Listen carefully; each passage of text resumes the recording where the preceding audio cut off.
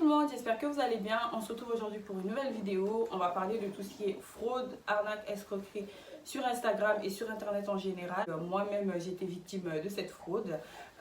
J'ai d'ailleurs fait une petite annonce sur Instagram en demandant à mes abonnés est-ce que vous avez déjà entendu parler ou été victime de ce genre de choses. Et c'est vrai que j'ai eu beaucoup de retours. C'est pour ça que je me suis dit pourquoi pas en parler.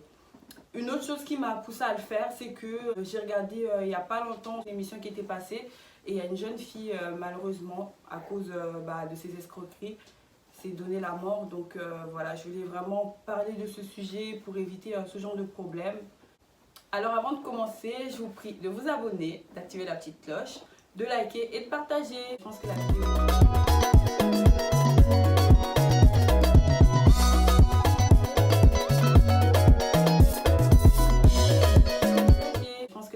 est destinée à des ados, à des parents qui ont des enfants qui vont sur les réseaux sociaux parce que voilà, il y a beaucoup d'enfants, ils ont des problèmes sur internet, ils n'en parlent pas forcément. On va également parler de qui sont les personnes qui sont derrière ces fraudes et à la fin, on va parler de comment agir si vous êtes dans cette sauce. Story time. Comment commencer? Je vais d'abord commencer par l'histoire de mon abonnée. Alors elle, c'est vrai qu'avec avec ce qui se passe actuellement, c'est-à-dire confinement, couvre-feu, il y en a qui ont perdu leur boulot, donc il y a beaucoup de personnes qui ont besoin d'argent en ce moment. Et c'est vrai que ce genre d'offre, c'est très alléchant. Regardez de vous-même comment c'est présenté sur Instagram. C'est vraiment présenté comme ça. Dès que vous tapez sur la barre de recherche, service rémunération, là, vous allez voir tout ce qui va sortir. Comment ça se présente? Alors, vous avez une personne qui va vous contacter par exemple sur Instagram, sur Facebook ou autre voie. Il va vous contacter vous disant que voilà, c'est un chef d'entreprise ou quelque chose comme ça et qu'il a fait un très gros chiffre d'affaires et qui ne souhaiterait pas tout déclarer. Donc, la personne souhaiterait passer par votre biais. C'est-à-dire que la personne va vous envoyer 10 000 euros sur votre compte, par exemple, 10 000 euros, et que vous, par derrière, vous lui renvoyez par exemple 9 000 euros, vous gardez 1 000 euros. Par exemple. Du coup, ce qui se passe, c'est que ces chèques, c'est souvent des chèques en bois, c'est des chèques volés par exemple. Donc, vous, sur votre compte, vous allez vous voir créditer forcément de cette somme quand le chèque va arriver. Sans faire attention, en fait, vous allez vous dire que c'est bon, en fait, vous avez l'argent sur votre compte. Donc, ce que vous allez faire, parce que ces personnes par derrière vous mettent la pression, il faut renvoyer l'argent. Vous allez lui renvoyer ces 9 000 euros et vous resterez avec 1 000 euros. Sauf que le chèque va revenir impayé. Vous allez vous retrouver avec moins de 9 000 euros sur votre compte. Les 9 000 euros que vous avez envoyés, vous serez débiteur de cette somme sur votre compte. Dans ces cas-là, ce qui se passe, la procédure. La loi impose aux banques de vérifier à chaque fois les comptes de leurs clients pour éviter tout ce qui est fraude, financement des organisations terroristes et blanchiment d'argent. Donc la banque est tenue à vérifier les comptes qui n'aient pas des mouvements suspects. Et ce mouvement justement sur un compte, c'est suspect. Si vous n'avez rien déclaré et que cette somme est arrivée sur votre compte et que vous malheureusement vous avez renvoyé la somme, vous allez vous voir débiteur sur votre compte. Vous allez vous retrouver du coup avec un gros moins sur votre compte, donc moins la somme que vous avez renvoyée à la personne. La banque est obligée de clôturer votre compte parce que ce qui l'y oblige, c'est la loi L312-1C de la convention de la monnaie et des finances. Donc voilà. Et malheureusement, ils ne peuvent pas faire grand chose en fait. Et du coup, vous serez fiché par derrière. Quant à moi, ce qui m'est arrivé, alors vous savez tous, j'ai accouché et c'est vrai que mon CV était toujours actif sur Pôle emploi. Donc je reçois un mail me disant que voilà madame, on a vu votre CV de comptable et on cherche une comptable et tout pour notre société. J'ai dit d'accord, écoutez, moi je suis en congé mat et tout, j'ai accouché donc voilà. Ils me disent, ouais, il n'y a pas de souci, écoutez, vous pouvez travailler même de chez vous, c'est justement pour ça qu'on vous a contacté, vous pouvez travailler de chez vous. Moi, j'ai dit, écoute, c'est parfait. Gloire à Dieu, j'en ai parlé à mon mari. Je lui ai dit, écoute, voilà, j'ai reçu ce mail et tout, on pense quoi? Il m'a dit, écoute, renseigne-toi. Il faut savoir que moi, je suis très pointilleuse sur certaines choses. Moi, si j'ai un patron qui est là à me parler, wesh, si j'ai un patron qui fait des tonnes de fautes d'orthographe, je ne serai pas du tout attirée. Donc voilà. Et la personne écrivait très bien, pas de fautes d'orthographe, je vérifiais très bien. Du coup, le monsieur me dit, écoutez, je vais vous envoyer l'argent pour tout ce qui est matériel. Je vais vous virer 1 500 euros. Il me dit, il va me faire un virement de 1 500 euros. Et un vendredi soir, il me dit, écoutez, je vous ai fait le virement. J'ai dit, parfait, j'attends que ça arrive. Samedi, je regarde sur mon compte. Je regarde plus 1 500 euros. Et 1 500 euros, je vois dépôt chèque. Je contacte, j'ai dit, écoutez, vous m'avez dit que c'était un virement, mais vous m'avez posé un chèque sur mon compte. Il me dit, oui, il n'y a pas de souci, tout. Et il me dit, écoutez, par contre, il faudrait que vous renvoyiez l'argent chez le fournisseur, parce qu'à la base, le fournisseur était censé venir livrer chez moi et je le paye. Et là, c'est devenu que moi, j'envoie l'argent au fournisseur parce qu'ils en avaient besoin d'urgence, pour pouvoir me livrer. J'ai dit, écoutez, moi, il est samedi, ma banque, elle est fermée.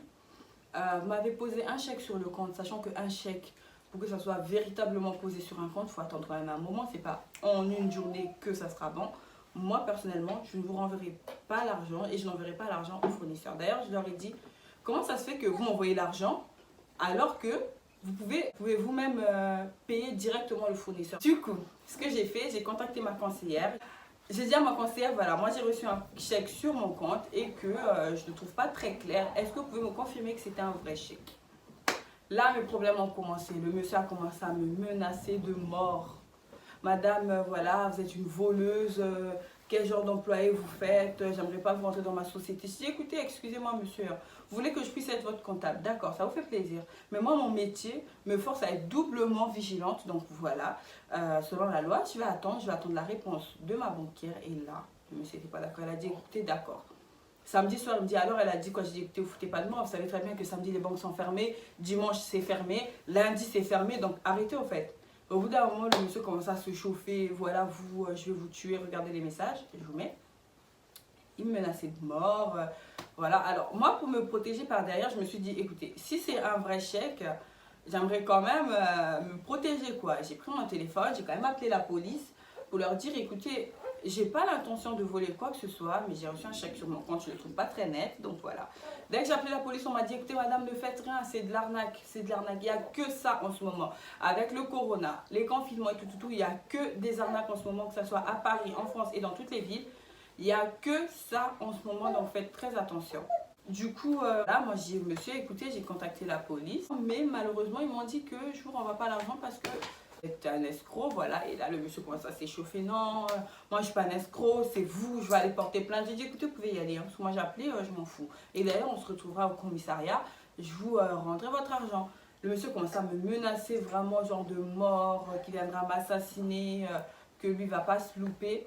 Alors, mon mari, il a pris la chose en main. Dès que mon mari l'a appelé, là, il a commencé à se calmer. Mais quand c'était moi au téléphone, c'était des insultes. Alors, le mardi, je reçois un mail de ma conseillère, le voilà, qui me confirme que c'était une arnaque, donc il fallait que je ne fasse rien du tout.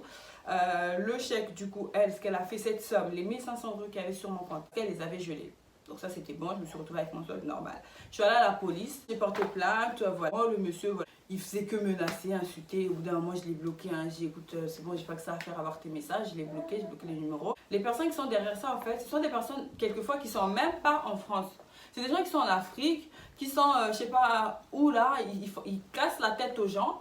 Je sais pas, ils sont nuls, quoi que ici, on ramasse l'argent par terre, qu'on arrose l'argent et ça pousse. Je sais pas ce qu'ils croient dans leur tête là. Donc ils sont là à arnaquer les gens. Donc ça c'est vraiment énervant. C'est comme la personne sur Instagram. Parce que j'ai eu plein de personnes sur Instagram qui m'ont écrit me disant que voilà, moi ça m'est arrivé, ça arrive à mon frère, à mon beau-frère, à ma mère, plein de gens, vous voyez. Et ces personnes, quelquefois, ils sont tellement dans des situations difficiles, ils ont tellement besoin d'argent qu'ils font même pas attention, en fait, ils foncent parce que voilà, ils voient l'argent sur leur compte. Et ils ne savent pas que un chèque peut être revenu à payer. Hein, d'ailleurs, moi, quelques jours après, le chèque est revenu, chèque volé. Donc, vu que j'avais déjà porté plainte, j'avais déjà signalé à la banque au préalable dès le premier jour où l'argent était sur mon compte, j'étais tout de suite protégée. J'étais vraiment la victime. Donc, du coup, ça arrivait moins 1500 € sur mon compte. L'argent que ma conseillère avait gelé, elle a remis sur mon compte. Les 1500 €, ça fait un solde à zéro et c'était parfait. Comment agir quand vous êtes dans ce genre de problème? Il ne faut pas hésiter tout de suite à prévenir votre banque. Deuxième étape à faire, c'est aller porter plainte. Porter plainte, au fait, c'est important parce que ça vous permet de signaler à la justice que vous êtes victime voilà, d'une infraction et c'est très important. Il faut savoir que tout le monde peut porter plainte, que ce soit mineur, majeur et même personne morale. Ça vous permet, vous, de vous protéger au niveau de la loi. Il faut faire très attention, les parents, vos enfants sur Internet, essayez d'être vigilants parce qu'il n'y a que ça en ce moment, même si vous appelez la police. Ils vont vous dire qu'il n'y a que ce genre de trafic en ce moment. Ils pourront venir sous toute forme, hein. Il y en a sur Instagram, d'autres viendront sous forme de Facebook. Faites très attention à vous. Je sais que la vidéo a été un petit peu longue. Du coup, j'espère grâce à cette vidéo, vous pourrez du coup faire plus attention à des personnes qui vous contacteront sur internet. Évitez-les. C'est la fin de cette vidéo. J'espère qu'elle vous a plu. Partagez la vidéo, partagez à vos ados, partagez à vos proches, parce que c'est très important. Ce genre d'arnaque, ça court vraiment les rues en ce moment. Confinement égale arnaque, chômage égale arnaque. On va les éviter, on va les attraper, affichons-les. Donc voilà. Des gros bisous à vous. À bientôt.